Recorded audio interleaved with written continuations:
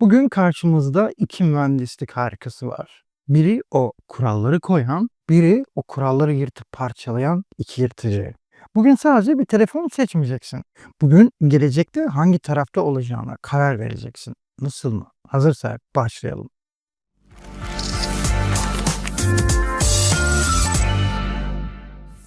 Önce masadaki o devasa o kimlik krizini konuşalım. Xiaomi bu yıl sadece ilham almamış, adeta Apple'ın ruhunu, ismini ve pazarlama stratejisini kopyalamış.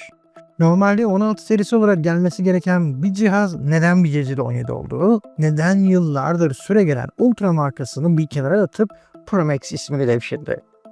Çünkü bu bir psikolojik harp. Xiaomi düz kenarlarıyla, hoparlör ızgaralarıyla, anten çizgileriyle ve hatta yazılımdaki dinamik ada klonuyla Apple'ın kalesine doğrudan bir saldırı başlattı.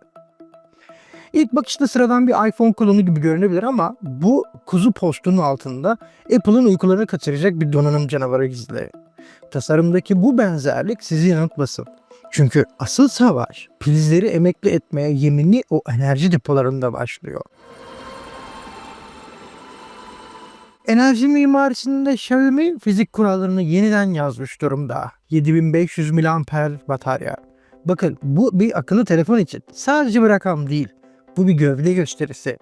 Bu kapasiteye ulaşmak için geleneksel pilleri bir kenara itip silikon karbon anot teknolojisine geçtiler. Bu ne demek biliyor musunuz? Bataryanın fiziksel hacmini artırmadan enerji yoğunluğunu %20 seviyelerinde yukarı çekmek demek.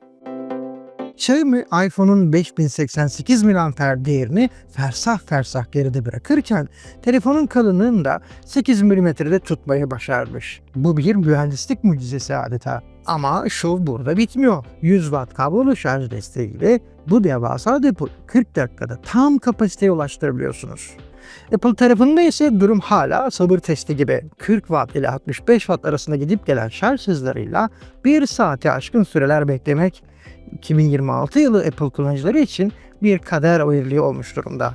Ve işin en ironik, en can yakıcı noktası ise Xiaomi'nin 22.5 wattlık ters kablosuz şarj özelliği. Yani bu Xiaomi bir iPhone'u tamamen şarj edebilecek kadar güçlü bir powerbank gibi davranabiliyor. Düşünsenize bir Xiaomi kullanıcısı olarak arkadaşınızın iPhone'unu kendi telefonunuzun üzerine koyup onu ana şarj aletinden daha hızlı şarj edebiliyorsunuz. Ve bu teknoloji tarihindeki en büyük ironilerden biri olsa gerek. Şimdi bir testleri kırıyoruz ve 3 nanometrenin en karanlık verimlilik savaşlarına giriyoruz. Xiaomi'nin kalbinde Snapdragon 8 Elite Gen 5 var. Benchmark testlerinde çoklu çekirdek ve GPU performansında Apple'ın A19 Pro çipini ezip geçiyor. Kağıt üzerinde Xiaomi daha güçlü, daha hızlı, daha yırtıcı olabilir ama ARM donanım gibi uzmanların dikkatini çektiği o hayati detayı kimse konuşmuyor. Peki ne bu detay? Elbette verimlilik. Snapdragon bu rekor puanları almak için tam 19.5 Watt gibi devasa bir güç tüketiyor. Bu bir mobil işlemci için ocak söndüren bir değer. Apple'ın A19 Pro çipi ise aynı yük altında sadece 12.1 Watt harcıyor. Aradaki fark sadece bir rakam değil elbette. Bu fark Xiaomi'nin o 7500 mAh'lik devasa pilinin neden su gibi içildiğinin kanıtı. Xiaomi kaba bir güçle yüksek voltajla dünyayı sarsmaya çalışırken Apple düşük güç tüketimiyle rafine bir performans sunuyor.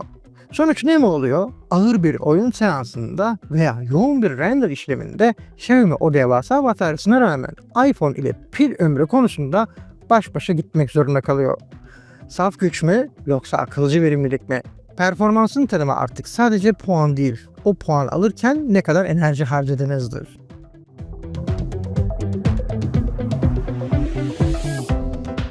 Şimdi gözlerinizi hazırlayın. Parlaklık savaşları bitti. Artık güneş simülasyonu devrindeyiz. Xiaomi'nin ekranı tam 3500 nit zirve parlaklığa ulaşıyor. Bu Temmuz sıcağında güneşle doğrudan gölge atmak demek.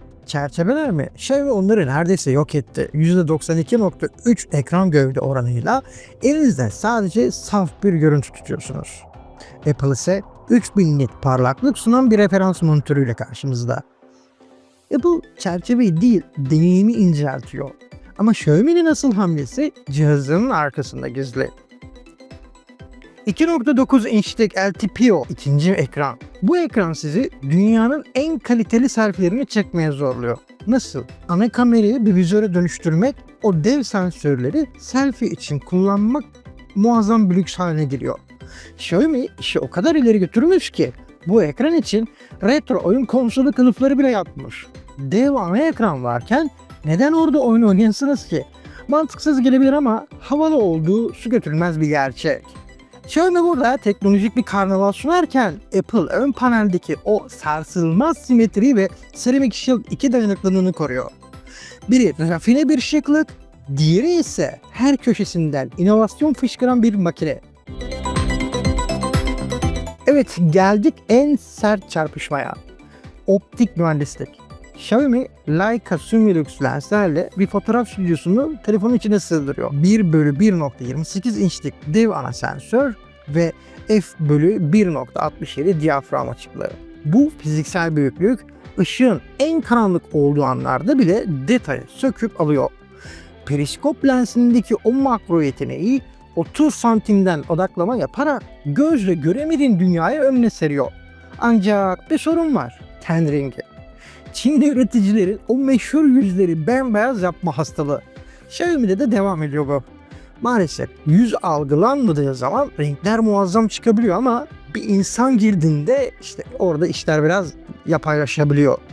Apple ise 48 megapiksellik ProVision sistemiyle başka bir ligde çarpışıyor adeta. Apple'ın olayı aslında fotoğraf çekmek değil, o veriyi bir film karesi gibi işlemek.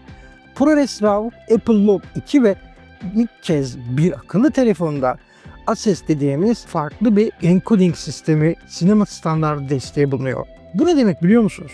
Bu telefonla bir film çekip o filmi profesyonel bir kurgu masasında Hollywood yapımı bir kameranın verisiyle aynı disiplin erişebiliyorsunuz.